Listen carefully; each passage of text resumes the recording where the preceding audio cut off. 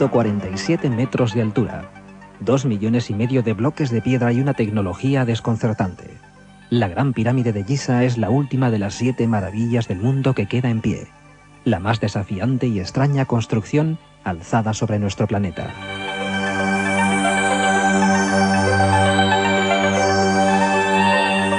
Acerca de quién y cómo se construyó, los expertos siguen sin ponerse de acuerdo.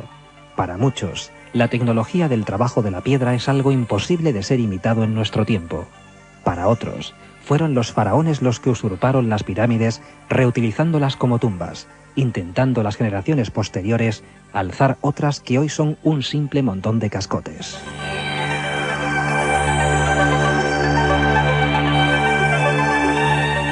El 17 de septiembre, un robot penetraba por uno de los pasadizos ascendentes en busca de una misteriosa puerta con 2 pomos de cobre descubierta en 1993. Medio mundo asistió a la transmisión de las imágenes de cómo por vez primera el ojo de la técnica entraba en un lugar que ya muchos llamaban la cámara secreta. Milenio 3 fue el único medio español que estuvo allí para contarles todo lo que ocurrió.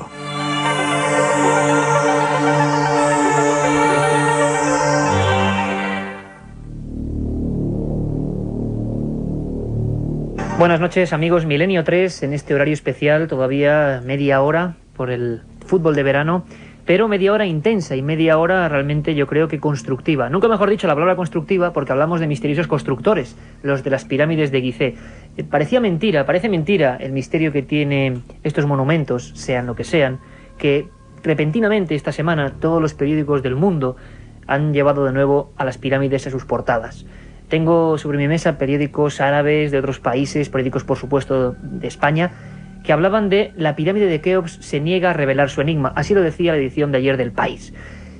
¿Qué ha ocurrido en Egipto para que la información vuelva a dar la vuelta al mundo? Pues sencillamente que un robot llamado Pyramid Rover, con la increíble cobertura de National Geographic, se ha metido en las entrañas de esta construcción intentando llegar a uno de los grandes enigmas que han guardado la pirámide de Keops, que era la llamada cámara secreta, puerta de Gantenbrink. Vamos a hablar hoy de todo ello. Y vamos a hablar en Milenio 3 porque hemos sido el único programa que teníamos allí un corresponsal viviendo todo eso minuto a minuto, segundo a segundo, y ya conectamos con él la semana pasada. Francisco Contreras ha llegado, pues bueno, prácticamente está con las maletas en el estudio 1 de la cadena SER en Madrid.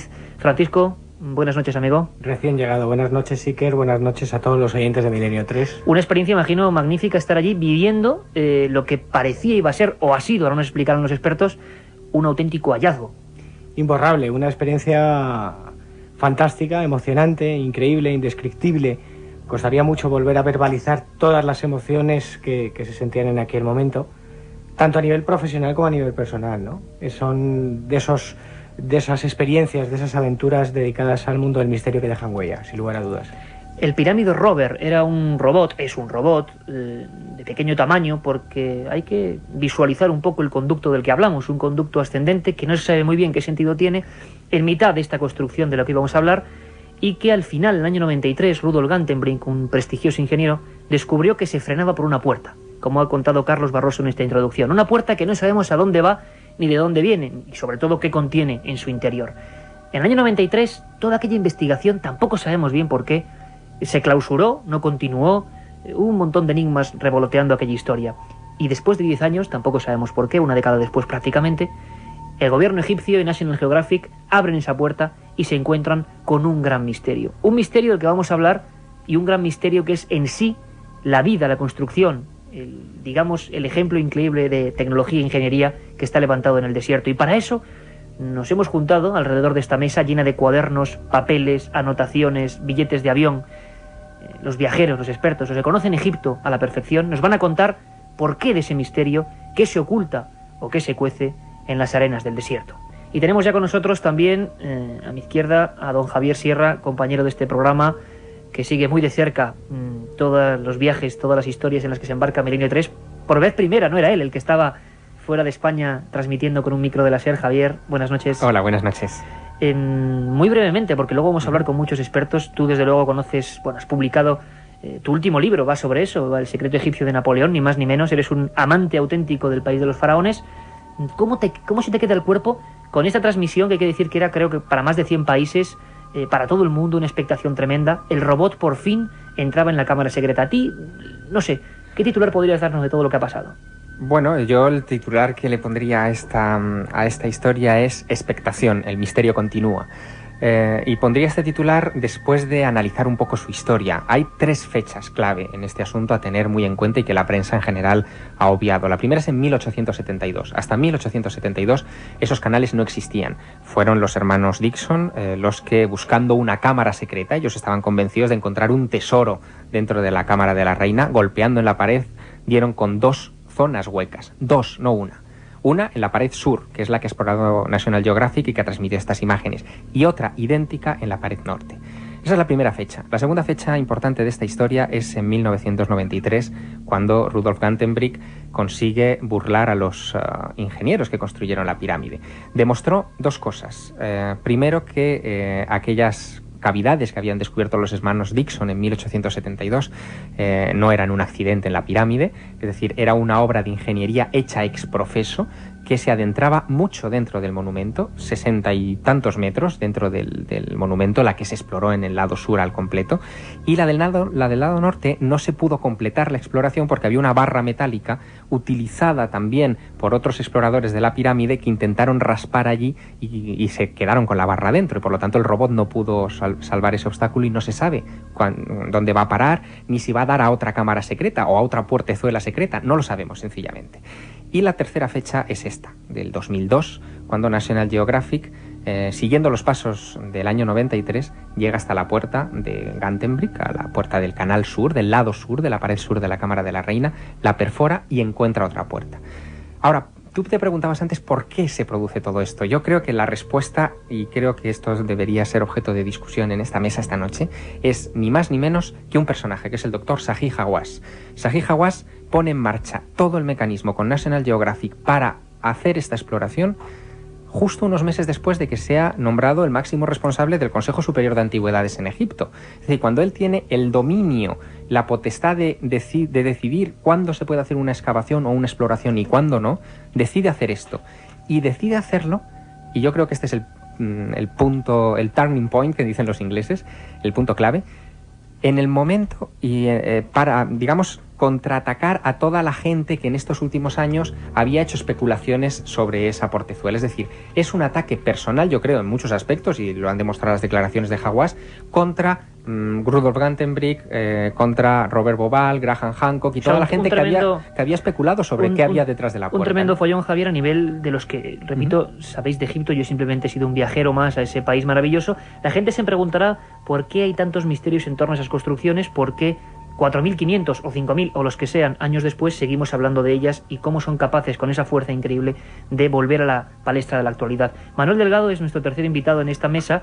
Vamos a tener más y os aseguro que habrá sorpresas, que ha viajado unas 50 veces a Egipto, ni más ni menos, y que conoce muy bien a este personaje que de alguna forma ha vuelto a la palestra, Gantenbrink, ese personaje, ese ingeniero que en el año 93 se encuentra con una puerta, hay que dejarlo muy claro, o lo que parece ser una puerta, que conduce hacia algún lado que quizás nos mostraría un lugar, una cámara, lo que sea, que podría cambiar la historia. Manuel Delgado, buenas noches. ¿Y quién es Gantenbrink? Hola, muy buenas noches. Como ha dicho Javier, Gantenbrink es el ingeniero que es contratado por el señor Stadelman, que en aquella época, en el año 93, dirigía el Instituto Arqueológico Alemán del Cairo, y son los encargados de limpiar los 4 canales de ventilación, los 2 que había en la Cámara del Rey y los 2 de la Cámara de la Reina. Los millones de turistas que hemos ido a Egipto, lógicamente por la sudoración y sobre todo por la respiración, estábamos impregnando de sales toda la pirámide, y la verdad es que todas las rocas estaban sufriendo muchísimo. Entonces, en el año 1992 se hizo la primera exploración de los canales de la Cámara del Rey. Se consiguieron limpiar y en los 2 canales se pusieron una serie de ventiladores que empezaron a dotar a la pirámide de un aire más o menos renovado, ¿no? Actualmente los accesos a la pirámide se han restringido a 2 grupos de 150 personas, uno a las 9 de la mañana y otro a la 1:30, con lo cual también se preserva mucho la pirámide. En el año 93 es cuando Rudolf Gantenbrink vuelve con sus exploraciones a la Cámara de la Reina. Hasta entonces solamente los hermanos Dixon pues habían abierto los huecos, y Petrie, que fue el gran mensurador de la Gran Pirámide, había logrado meter una serie de palos, ¿no?, que los iba uniendo, y había llegado hasta una profundidad de los 9 metros. Hasta el año 93 no se sabía que esos canales llegaban más allá de los 9 metros, hasta que Rudolf Gantenbrink metió uno de estos robots y consiguió llegar a una distancia de 60 y tantos metros, que fue cuando descubrió por la puerta esa que lleva su misteriosa nombre. puerta.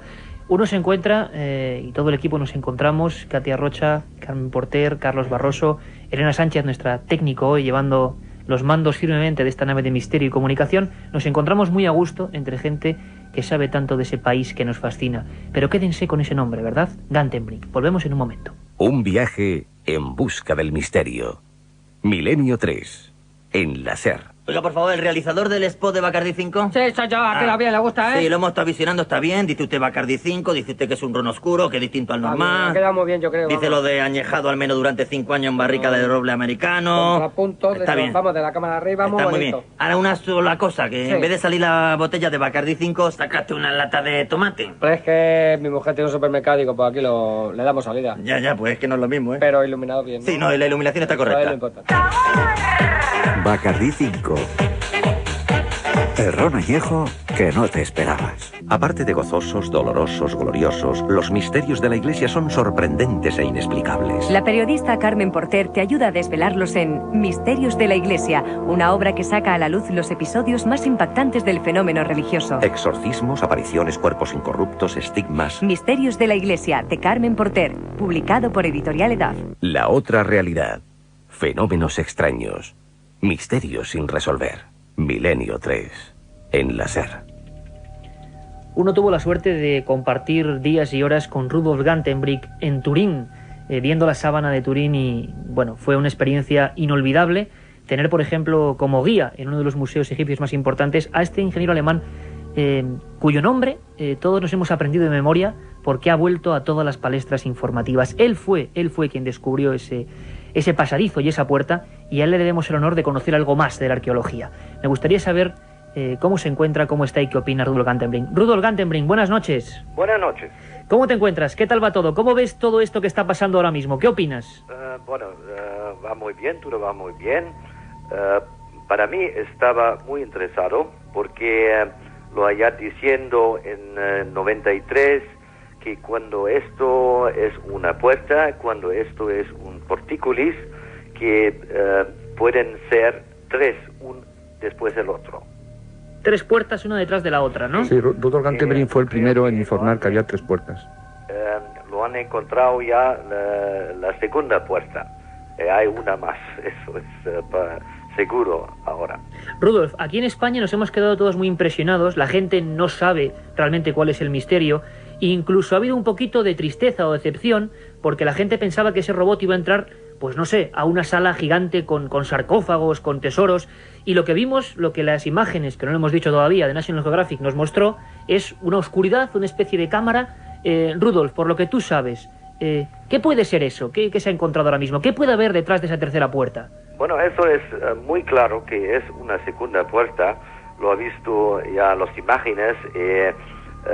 Es un poco complicado porque es un objetivo que es no muy lejos de la puerta. Entonces lo vemos ya unas golpes de tratamiento, pero eso también lo ves en las imágenes míos muy cerca. Entonces estamos muy cerca, pero muy lejos lo vemos exactamente, es exactamente la misma puerta que lo ha encontrado en 93. Rudolf, tú y yo hemos especulado muchas veces sobre la posibilidad de lo que hubiera detrás de esas puertas. No lo ha especulado en este fase, pero ya después este descubrimiento, ahora lo puedo decir algo más, porque una cosa que es claro, que tenemos ahora dos puertas. Entonces, cuando hay dos puertas, tiene que ser tres puertas. Y tres puertas, portícolis, están siempre y solamente enfrente de una tumba. Hablabas de una posibilidad que hasta entonces no se había dicho y que todavía muy poca gente conoce. Si existe una tumba, ¿quién puede haber enterrado ahí detrás?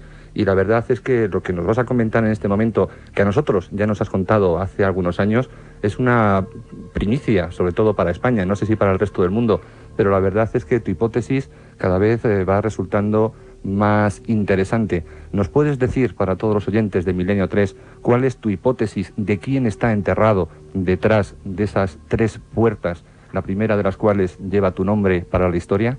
Para mi opinión está la madre de Keops, Hetepérez. La madre de Keops. Sí.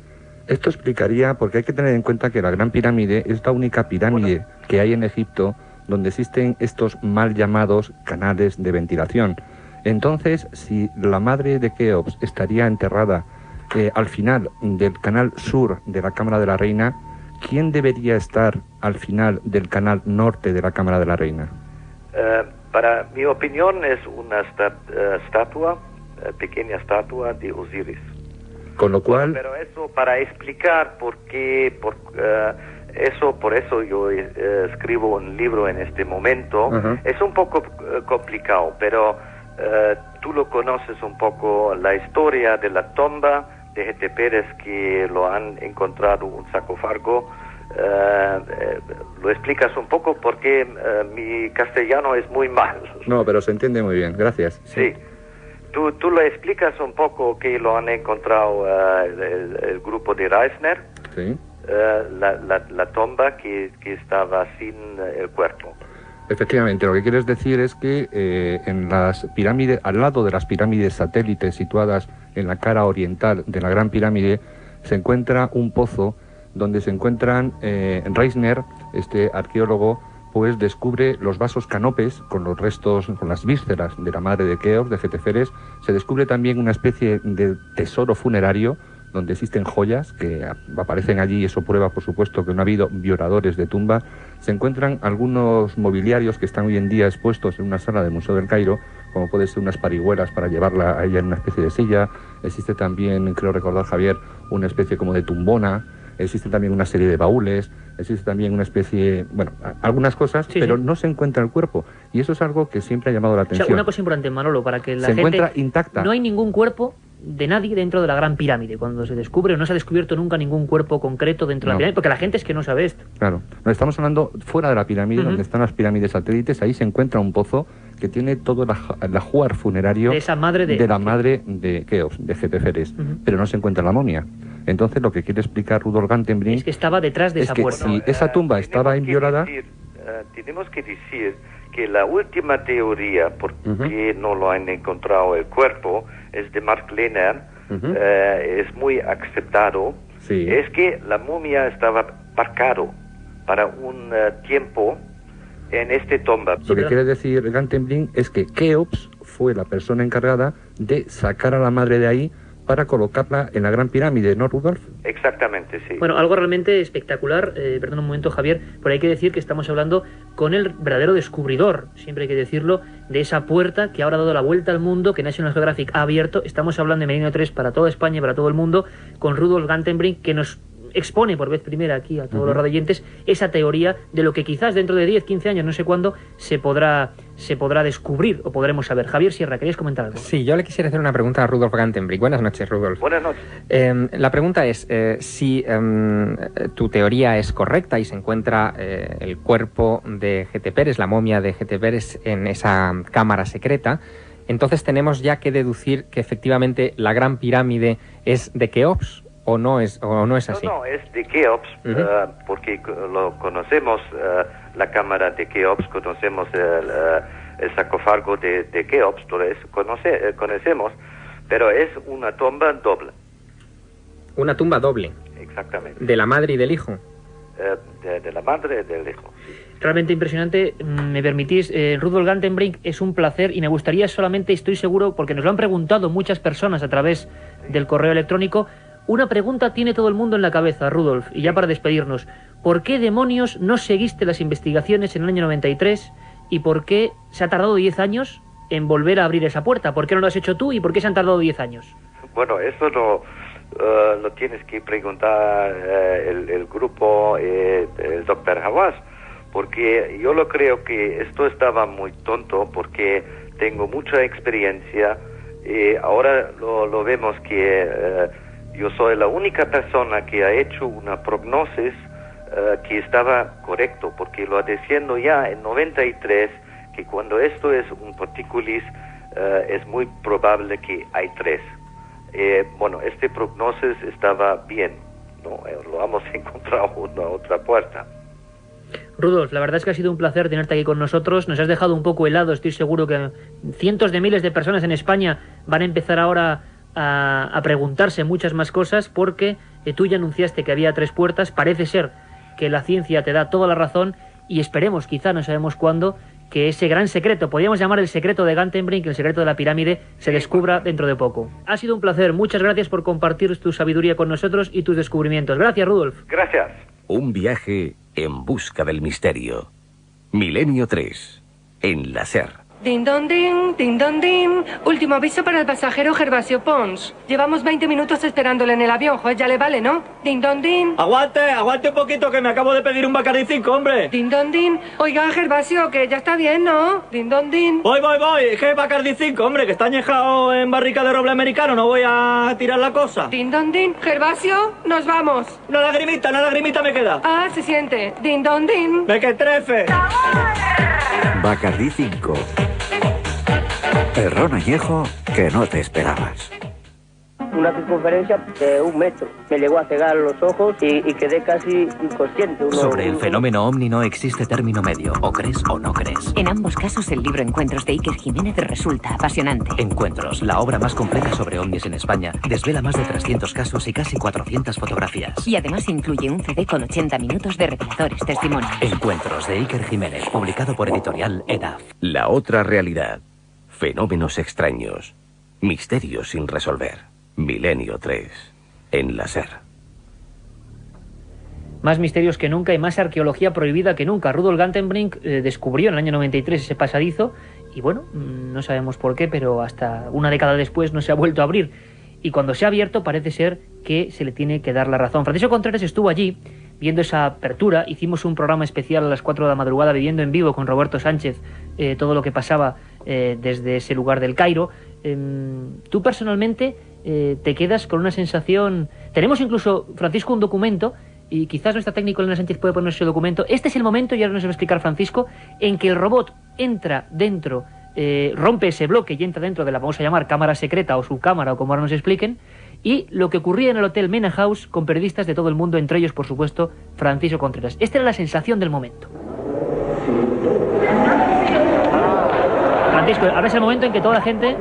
Este fue el gran momento de la noche, que todo el mundo esperaba. Se está haciendo público el momento en que ese Pyramid Rover entra dentro. Había alrededor de unos 45 medios de comunicación acreditados. La cadena SER Milenio 3 era el único español, junto con Más Allá, a nivel de prensa escrita. Y la verdad porque es que tú ibas para Más Allá y para la cadena SER. Efectivamente, hay que decirlo, hay que ser justos. Y fue un momento colosal, indiscutible y pocas veces he visto algo así, ¿no? La expectación era de tal magnitud, es decir, la gente esperaba algo tan grandioso al otro lado de la puerta de Gantenbrink que nadie esperaba llevarse un chasco así. Absolutamente ¿Por qué nadie. chasco? ¿Qué es lo que se ve, Francisco? Es decir, haznos un poco la fotografía. Ese robot sube los 65 metros, creo que son, y rompe el taladro y entra. El canal, efectivamente, lo decía antes Javier y Manolo, mide 65 metros. El Pyramid Rover ascendió poco a poco, y además se vieron pequeñas pantallas de cómo iba ascendiendo esos 65 metros. El tamaño del canal de ventilación es de 15 por 20 centímetros. Iba poquito a poquito subiendo, mientras hacían otras conexiones simultáneas con el cementerio de los trabajadores, donde iban a abrir un sarcófago con 4.500 años de antigüedad, y hacían pequeñas introducciones a modo de Indiana Jones, presentando a Zai Hawass, del cual luego hablaremos, a modo de Indiana Jones, que además daba vergüenza a veces ver cómo Hawass se movía pegando saltos entre las tumbas. Hawass hay que decir que es el jefazo allí en las pirámides, más o menos, para que la gente lo entienda. Pyramid Rover ascendía poco a poco, y justo en el momento en el que se topó con la losa de Gantenbrink ya descubrimos algo que nos dejó anonadados, y es que habían taladrado esa losa. ¿Cuándo lo habían hecho? Yo especulo... Un poco bestialidad arqueológica, ¿no? Meter un trépano ahí, pues no había otra forma. Sí, porque las noticias que teníamos todos, incluidos los medios de comunicación allí, es que había una fibra óptica con una cámara de vídeo que se iba a introducir por la grieta que hay en la parte derecha, en la parte inferior derecha. Nadie se esperaba en absoluto que fueran capaces de taladrar esa losa, entre otra serie de cosas, porque eso ya pone incógnitas sobre la mesa. Para taladrar una losa ya han tenido que medir qué puede medir esa losa. Es decir, esto empieza a generar ya especulaciones. Por ejemplo... ¿Y qué se ve, Francisco? ¿Qué es lo que veis allí en el Manor House? El agujero que ya habían taladrado, y la cámara que portaba el Pyramid Rover era una especie de bastón, un periscopio, un catalejo, de unos 50-60 centímetros de largo. Se introduce, la imagen es increíble, porque ves cómo va atravesando esa losa de color blanquecino. Hay un momento pleno de oscuridad. ¿Qué es la cámara, eso, lo que haya? Ahí se hizo completamente el silencio. Yo creo que todos en esa sala, en la sala Califa, teníamos el corazón en un puño. Y de repente aparece un fogonazo de luz. Primero muy tenue, pero luego un gran fogonazo de luz que nos muestra otra puerta. Ese momento el que hemos escuchado es cuando los más de 40-45 medios de comunicación pegábamos una gran exclamación diciendo «¡Oh, qué es esto!». Porque yo creo que todos, en definitiva, esperábamos algo más. Fran Contreras, a mí me gustaría hacerte una pregunta que creo que es importante para luego desarrollar un poco el diálogo. La cámara se introduce, se ve esa segunda losa blanca, que es como originalmente debía ser toda la Gran Pirámide, que ahora está un poco más erosionada, digamos, por el correr de los años y las circunstancias meteorológicas. Pero hay unas declaraciones del doctor Hawass, inmediatamente posteriores, que las reproducen todos los medios de comunicación y las agencias de prensa del mundo, donde él dice textualmente que sobre esa losa hay huellas dactilares, y que esas huellas dactilares demuestran que los egipcios construyeron las pirámides, que no fue ningún ser sobrenatural ni nada por el estilo. Mi pregunta es, y tiene toda la mala intención del mundo porque tengo algunos datos añadidos a esto que me gustaría comentaros después, ¿tú viste esas huellas dactilares? ¿Las vio algún medio de comunicación? ¿En algún momento las imágenes que se han divulgado reflejaban que efectivamente allí pudiera haber alguna huella dactilar de alguna clase? En absoluto. Te digo además, cuando Zahi Hawass estaba dando esa rueda de prensa, nosotros estábamos en directo aquí en la cadena SER, en Si Amanece Nos Vamos. Yo intenté traducir partes de esa rueda de prensa. ¿Escuchaste estas declaraciones? Se escuchaban esas, y te puedo asegurar que he visto 2 o 3 veces más en diferentes canales de televisión, entre ellos La Egipcia, las imágenes, y en ningún momento se ve ninguna huella dactilar. Es más, si quieres te hago una breve descripción de lo que parece ahí. Una piedra de yeso rasgada, en todo caso, pero ninguna huella dactilar. Ninguna huella dactilar. De momento, informaciones contradictorias. Continuamos en este debate a fondo sobre el misterio último de las pirámides. Un viaje en busca del misterio. Milenio 3, en la SER.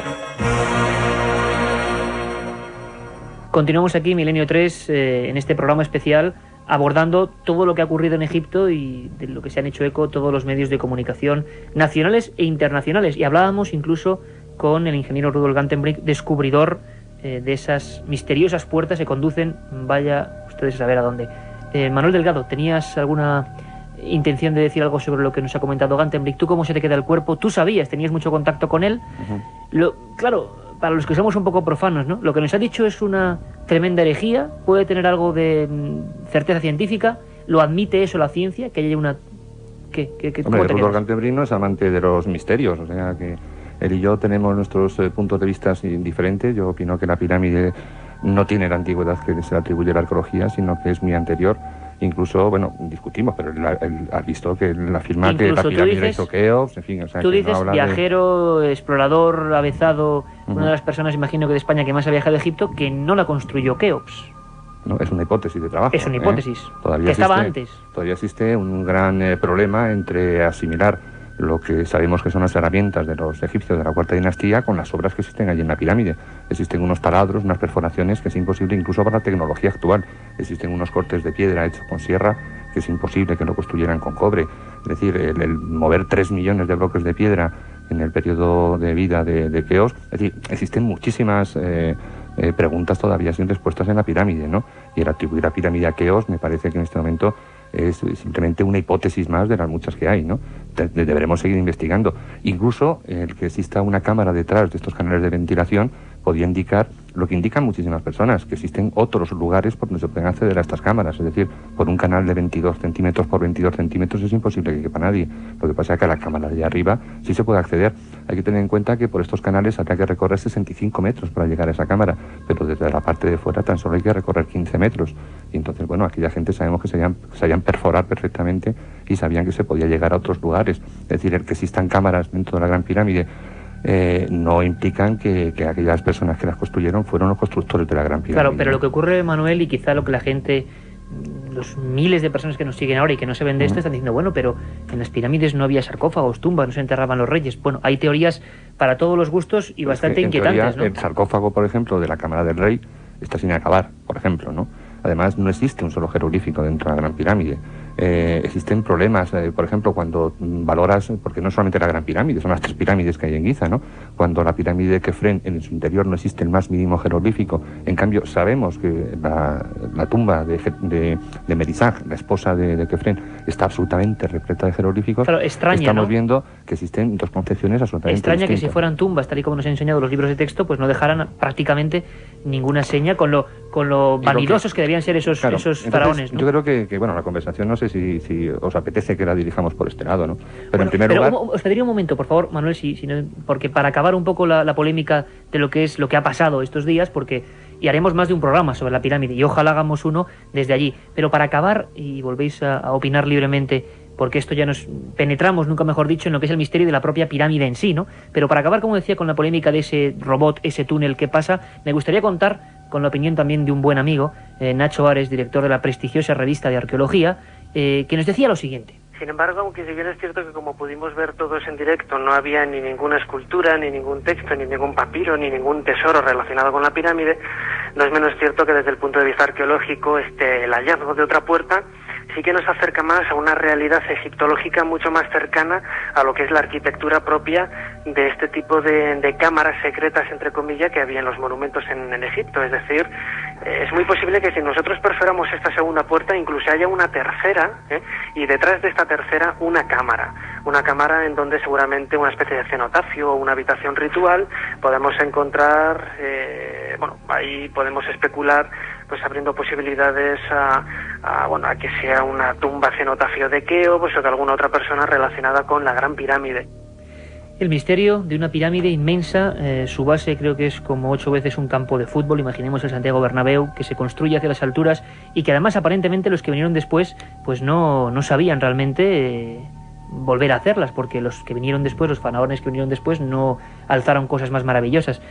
Oíamos a Nacho Ares, director de la revista de arqueología, y todos repiten, y yo me pongo siempre desde el punto de vista del periodista, que le interesa lo que vosotros expertos sabéis, ¿por qué hablan siempre, Javier, de 3 puertas? Nacho decía, se ha descubierto otra, entonces hay 3. ¿El 3 tiene algún significado concreto? Bueno, hay una cosa que es muy interesante, y es que si realmente son 3 puertas las que hay en ese canal sur de la Cámara de la Reina, en realidad se está repitiendo un patrón que está dentro ya de la Gran Pirámide. Es decir, antes de acceder a la Cámara del Rey, lo que existían eran 3 portezuelas de granito que caían a peso, guiadas por 3 raíles. Hoy en día las portezuelas han desaparecido, los raíles se ven y se conoce la existencia de ese mecanismo.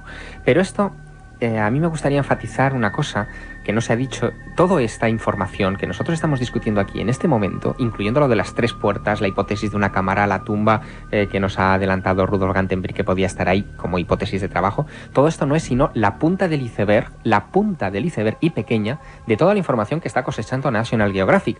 Lo que se emitió por televisión a principios de esta semana, en realidad es simplemente el exponente visible de una campaña de investigación que lleva muchos días, incluso semanas y meses realizándose. Y es más, el pasado jueves estuvo en Madrid Mark Lehner, que es uno de los jefes ideológicos de todo este asunto, junto con el Dr. Hawass, arqueólogo norteamericano que lleva muchos años... La persona fuerte de National Geographic en este asunto. Efectivamente, desde el año 79 está trabajando en la meseta de Giza en múltiples facetas, incluyendo la Esfinge y las pirámides. Y Mark Lehner, yo le pregunté mucho sobre esta información que se ha escamoteado hasta ahora a los medios de comunicación y que National Geographic irá dosificando a su conveniencia, y le pregunté sobre este asunto, y él me dijo que el canal norte, el que está enfrente de la Cámara de la Reina, también había sido explorado. ¿También? No se ha llegado hasta el final porque tampoco se ha podido vencer ese obstáculo, pero aportaba un dato muy interesante. Parece que el canal norte se mueve en zigzag. Hay al menos 3 recodos antes de enfilar el ascenso, y esto es algo que se ha filmado en este momento. Es que tiene que evitar la Gran Galería. Sí, sí. Claro. Además te puedo dar yo pruebas fehacientes de lo que está diciendo Javier. Que antes estaban haciendo exploraciones que nos han contado. Yo llegué al Cairo el sábado, el mismo domingo me pude colar, después de varios pericuetos, varias tramitaciones en la Cámara de la Reina para ver cómo los propios ingenieros y técnicos de National Geographic preparaban ese programa y preparaban el Pyramid Rover que estaban llevando a cabo. Y fue espectacular ver filmaciones en las que se veía ya al Pyramid Rover atravesar todo, ascender por esos 65 metros. Tú ten en cuenta que en agosto a los agencias... Además que es televisión, que había que tenerlo muy bien preparado, incluso técnicamente. Hay un montón de datos que se Pero esto nos lleva a un territorio que no está valorado en la prensa, pero que quizá el bueno de Fran hay un montón de datos nos va a introducir que en él. siembran dudas. Por ejemplo, en agosto a las agencias, a los medios de comunicación, se les dejó tocar y jugar con el Pyramid Rover. Eso me lo dijeron todos los compañeros que tenía en la sala Califa. A todos se les enseñó cómo ascendía el Pyramid Rover por esos 65 metros, con lo cual nadie deja tocar algo si no lo ha probado antes. Un día antes yo vi las filmaciones de las primeras pruebas. Es más, hablábamos del taladro. Vi la maqueta que habían utilizado y que iban a utilizar en pocas horas, si no esa misma noche del domingo, al día siguiente por la mañana, para hacer la prueba del taladro.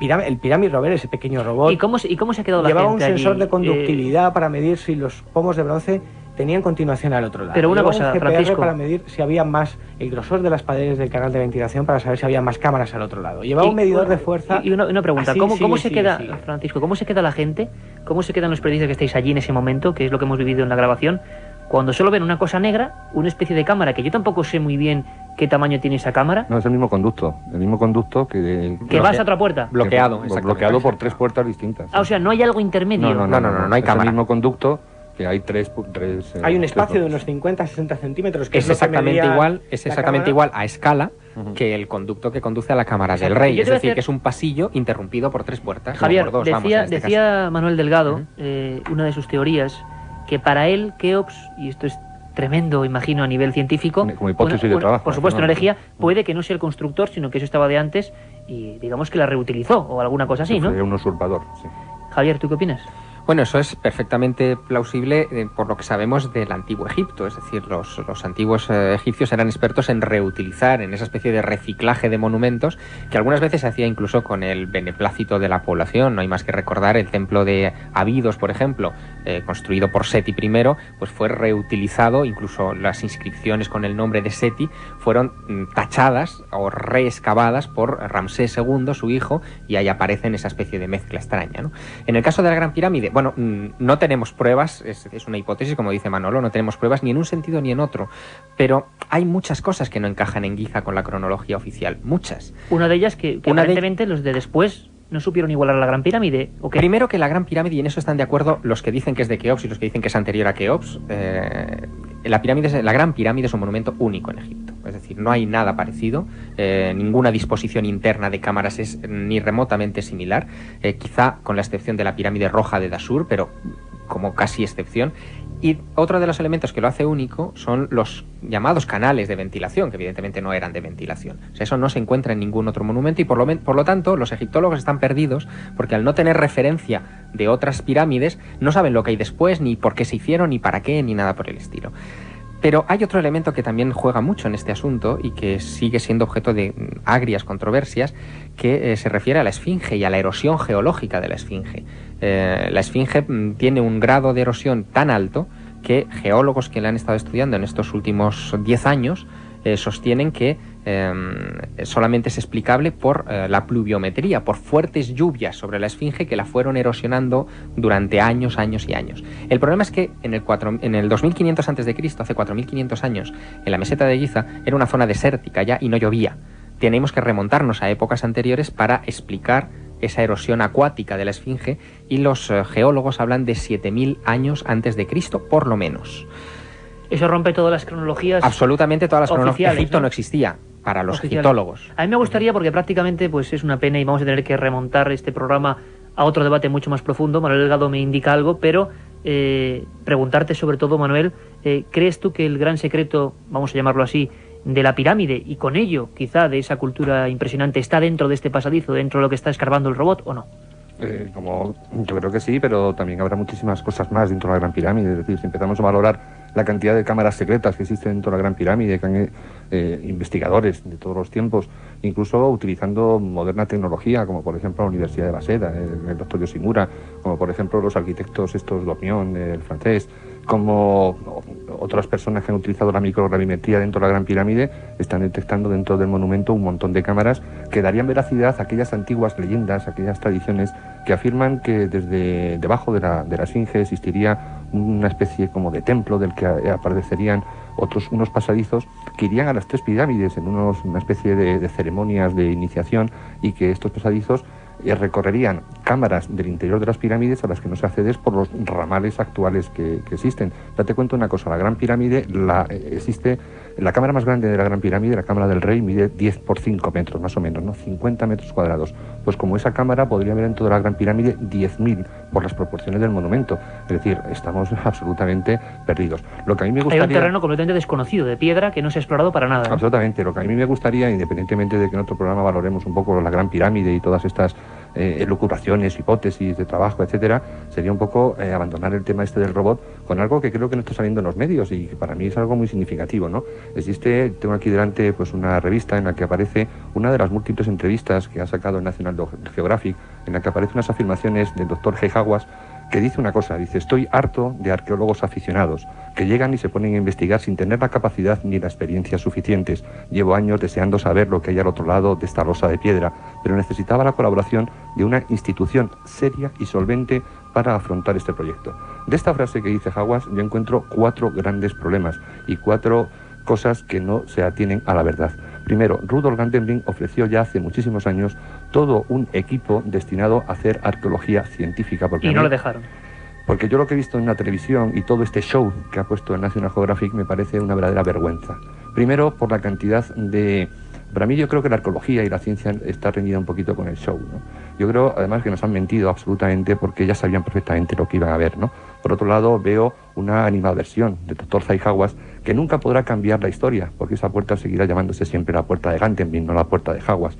Date cuenta que cuando Gantenbrink descubre esta puerta, y Gantenbrink, después de hacerla pasar el vídeo por todos lados, no le hacen ni caso. Esto que dice Hawass, que le interesa mucho lo que hay detrás, no. De las primeras, entonces, una cosa, Manolo, las primeras informaciones que da Hawass es que le importa 2 narices porque sabe que no hay nada. Entonces, ¿qué hay de fondo? No y a Gantenbrink volvemos al principio del programa, claro, a lo que estábamos diciendo, la motivación. Persona no grata por hacer arqueología sin permiso. Por otro lado, Hawass les ofrece un robot que es capaz de torcer, cosa que no se podía hacer, y que a mí me extraña que este robot haya hecho el Canal Norte, porque no podía torcer tampoco.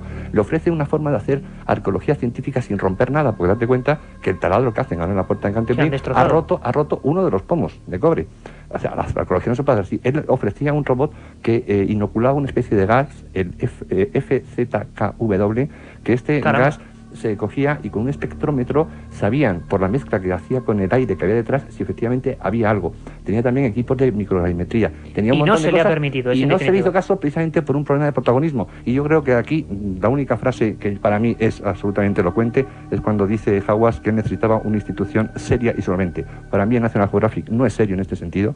Lo que sí puede ser solvente, porque aquí en todo este asunto yo lo único que veo es un montón de maletines con un montón de dólares para que la arqueología se convierta en un show, algo que por supuesto no alimenta. Duras aclaraciones y duras declaraciones también de Manuel Delgado, siempre suyas un personales. Detalle solamente, Iker, para que veas la dureza del protagonismo de Hawass. Cuando estábamos en la rueda de prensa, algo que no pudo ver nadie y que solamente estábamos ahí en los medios de comunicación y nos quedamos anonadados, se levantaron 2 reporteros para hacer preguntas delicadas, entre comillas, sobre si esto era un montaje, si esto era en directo, y a los 2 les echaron. Caramba. Eso tampoco se ha salido de la prensa. Un montón de misterios que desde luego está clarísimo y nos lo va a pedir la propia audiencia que llamó esa noche a la cadena SER colapsando centralitas en Madrid y en Barcelona para ver si tratábamos el tema, y lo volveremos a hacer porque es amplísimo. Javier, la última pregunta del programa. Tardaremos mucho en saber, ¿crees tú, qué secreto hay ahí? Esa misma pregunta le formulé el jueves a Mark Lehner y él lo que dijo es que era muy elocuente al respecto. Lo que dijo es que dependía de Hawass y del show televisivo subsiguiente para la puerta segunda y para la puerta tercera. O sea, de la solvencia, ¿no? Caramba, lo que hemos llegado. La puerta de Gantenbrink, la puerta de Hawass, la puerta en definitiva del misterio egipcio, continúa cerrada, o al menos con otra losa. La Gran Pirámide mantiene a buen recaudo sus secretos. Y aquí por lo menos hemos intentado con los mejores expertos saber algo más.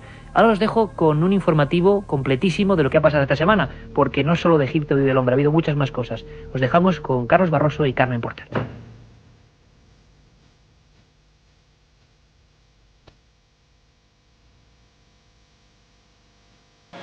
El pasado martes fueron exhumados los restos del hermano de Cristóbal Colón, Diego, que permanecían enterrados en el jardín de la fábrica de cerámica de la Cartuja, en Sevilla. Los huesos serán sometidos ahora a una prueba de ADN, la primera que se realice a un miembro de la familia Colón. Los análisis a los restos de Diego en sí solo servirán para algo si se los compara con posibles pruebas a los huesos de Cristóbal Colón y a los de su hijo Hernando. Los permisos para realizar la prueba de ADN a los restos del almirante y a los de su hijo ya están solicitados al Cabildo de la Catedral de Sevilla y a los gobiernos de España y de la República Dominicana, los dos países que aseguran estar en posesión de los auténticos huesos de Cristóbal Colón. Enseguida nos lo cuentan desde Sevilla. Antes avanzamos otras noticias en titulares con Carmen Porter.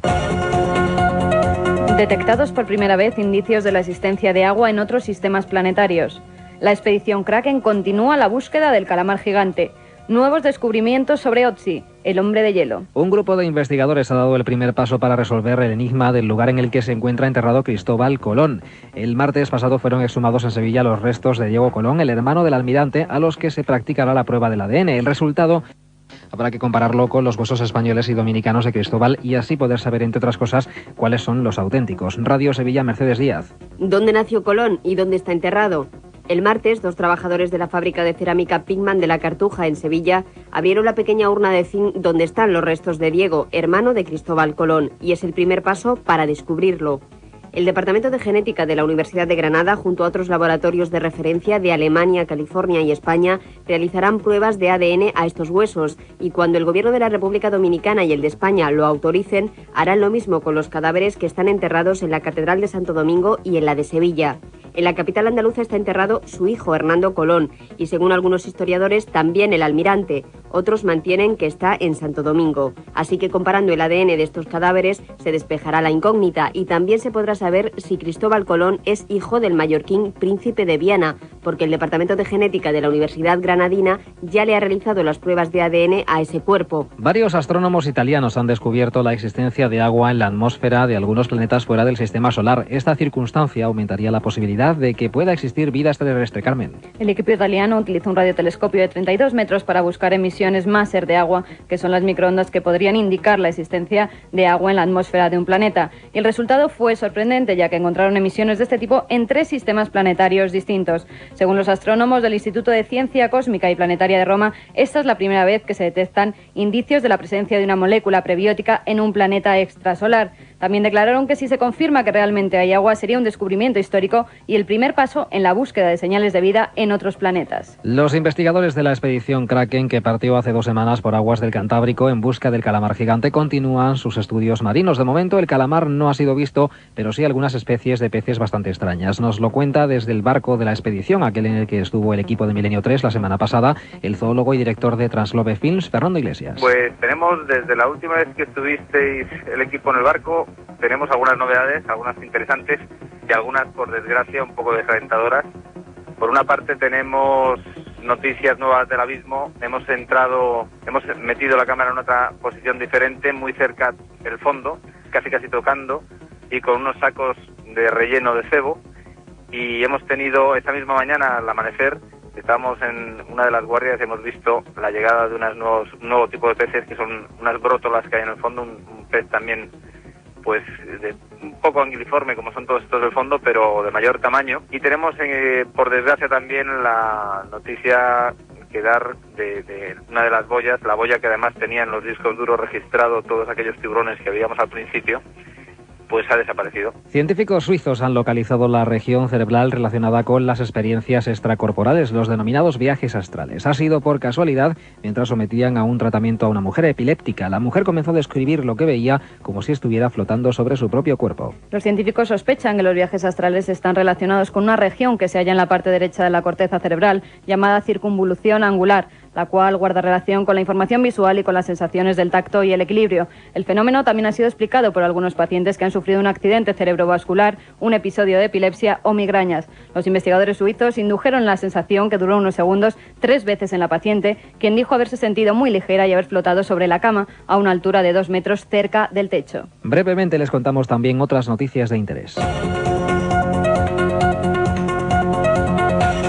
Investigadores italianos desvelan el menú de la última cena de Ötzi, el hombre de hace 5.000 años que fue hallado en los Alpes en 1991. El equipo de la Universidad de Camerino de Italia analizó los contenidos de su intestino grueso y delgado y hallaron pequeñas piezas de músculo de un venado rojo, así como residuos de granos. También encontraron polen, lo que sugiere que Ötzi pasó tiempo en un bosque antes de morir. Los científicos han asegurado que no murió en un ritual, sino que falleció a causa de la flecha que se le clavó en el omoplato de su hombro izquierdo, por lo que podría haber sido víctima de la rivalidad de otros cazadores de animales. Y la Tierra podría tener una segunda luna. Un aficionado en astronomía fue el que halló lo que podría ser una nueva luna para la Tierra. Los astrónomos en un principio especularon que podría tratarse de un pedazo de roca atraída por la gravedad de la Tierra o también chatarra de un cohete proveniente del espacio. Pero tras observarlo minuciosamente se dieron cuenta de que su posición no concuerda con ningún trozo de chatarra conocido hasta el momento. Si se descarta la posibilidad de que se trate de chatarra espacial y efectivamente es un cuerpo celeste, el J002E2 se convertiría en el tercer satélite natural de la Tierra. Es todo por esta semana. Las noticias de Milenio 3 regresan como siempre en 7 días.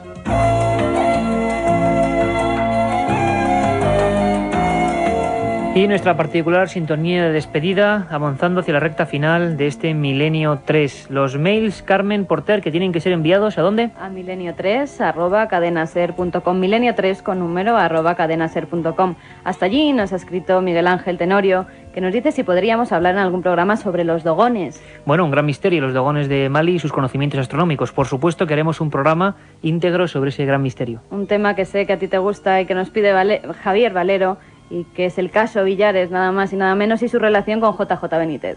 Bueno, JJ Benítez, maestro Benítez y amigo, que estuvo hace un par de semanas, la primera vez que hablaba después de su delicada operación, de la que ya está totalmente recuperado. Hablaremos de este caso, que os puedo decir que nos toca bastante así como de cerca. Jaime Racero Valles nos dice si podríamos repetir el nombre, el título de los libros del 11 de septiembre que dimos en aquel programa. Pues sí, tuvimos además, los tuvimos aquí a Luis Rojas Marcos, ese Más allá del 11 de septiembre de Espasa Calpe y por supuesto Mi Dios favorito de Juanjo Benítez. Fueron los libros de los que hablamos hace 2 semanas. Y mucha gente nos ha pedido la dirección donde pueden acceder y donde pueden ver las imágenes del calamar gigante. ¿Cuál es, Iker? Bueno, hace una semana estábamos ahí en alta mar y hay que ayudar a esta gente, auténticos aventureros en el siglo XXI, hay que apoyarles a muerte. Tras Lobe Films y proyectokraken.com, ahí podéis escribir y bueno, lanzarles vuestro apoyo, vuestras sugerencias, serán bien recibidas. Álvaro Romero nos pide un especial de espíritus, apariciones y poltergeist españoles. Bueno, pues lo habrá y con una información exclusiva y hay que decirlo, vosotros lo habéis querido, luego son programas tremendamente tenebrosos pero apasionantes. Katia Rocha. Buenas noches, 91 532 45 32. Lo primero, repítelo. Lo primero, 91 532 45 32. Tuvimos un pequeño problema técnico con el contestador, ya está solucionado. Nos pueden llamar a este 91 532 45 32 o bien a la dirección de correo postal Gran Vía 32, octava planta, 28013 de Madrid. Y como novedad, decir que tenemos los programas de Milenio 3 que ya se pueden escuchar en la red, en la página web www.ikerjimenez, todo junto con K y en minúscula.com, www.ikerjimenez.com. Aquí pueden escuchar los programas de Milenio 3 a través de internet, que nos lo han pedido y mucho. Y la semana que viene daremos los ganadores de estos libros que nos decían del 11 de septiembre, más allá del 11 de septiembre. Y el misterio. Que paséis una muy feliz semana. Se terminó por hoy Milenio 3. Cadena SER. Servicios informativos. Son las 4 de la madrugada, las 3 en Canarias.